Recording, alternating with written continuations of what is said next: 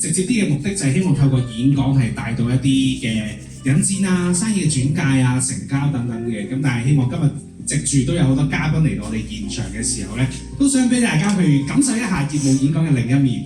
咁啊，而呢一面咧就係我哋慶豐年嘅我哋嘅業務演講做嘅2個月到啦。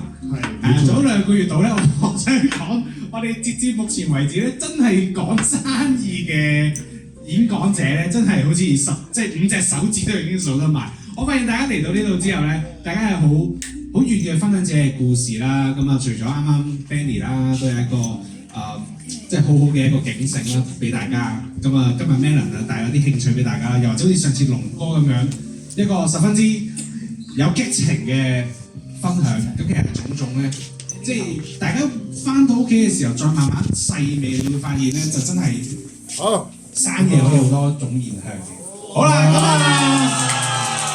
咁我哋想請問黃龍吉會計師事務所係法定時間用咗幾耐？我哋啱啱好啦，有請 Melon 你過嚟啦。8分55秒，你俾啲掌聲啦。